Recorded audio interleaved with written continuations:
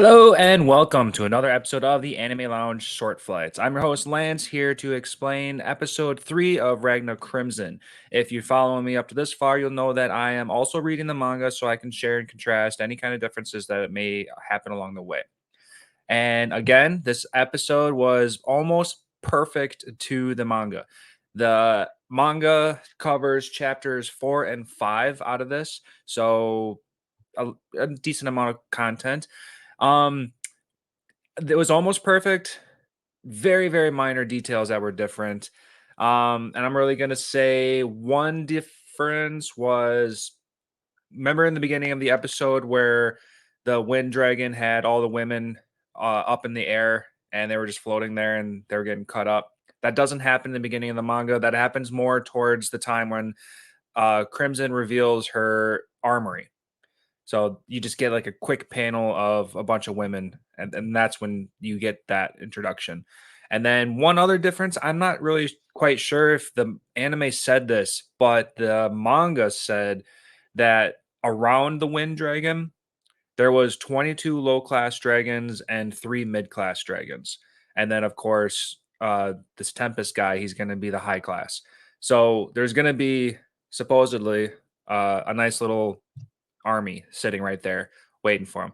The anime really didn't show it. The manga didn't even show it really even. The manga explained that those dragons are sleeping because that's when Slime was getting up the that 3D field of everybody, and then she said, "Oh, and by the way, there's these dragons down there sleeping." So I wonder if there's going to be more interference during our next battle because we all know we're about to fight the Wind Dragon. This was a lot of buildup. This was a lot of information that they really shared. Um, we got a group of men who are afraid of this dragon. Crimson's sitting there trying to manipulate them, making them chant that magic is awesome. That was kind of funny. They said it a lot more in the anime than they did in the manga. They actually did say it quite a few times in the manga, so they stayed true to that.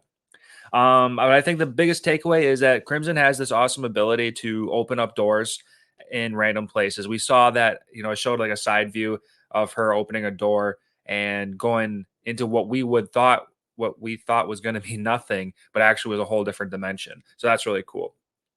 Oh, you know what? I guess one more difference. I don't know if it's probably just a translation thing, but in the manga, they were saying Mr. Crimson. I mean, I'm pretty sure she's a woman.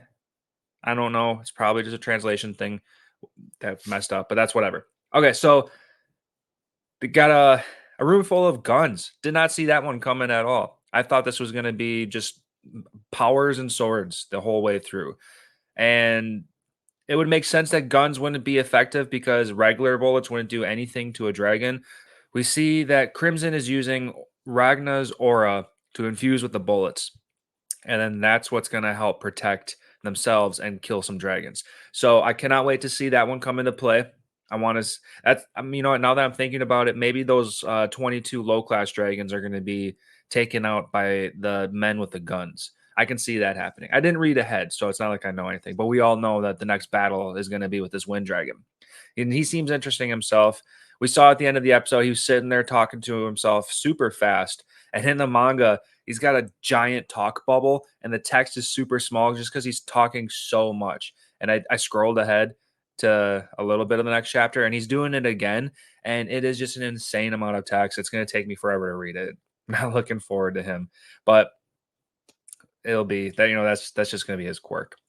And the other big takeaway from this episode is that Crimson basically can't die. We got the suicide warning in the beginning of the episode, and that's for the scene where Crimson takes the shotgun to her own head and then just instantly is alive in another form, which is very interesting. I wonder if there's a limit to it. Uh, her slime buddy seems to love it because in both the anime and the manga, that slime was more than happy to dissolve that body and said it was tasty. So interesting there too.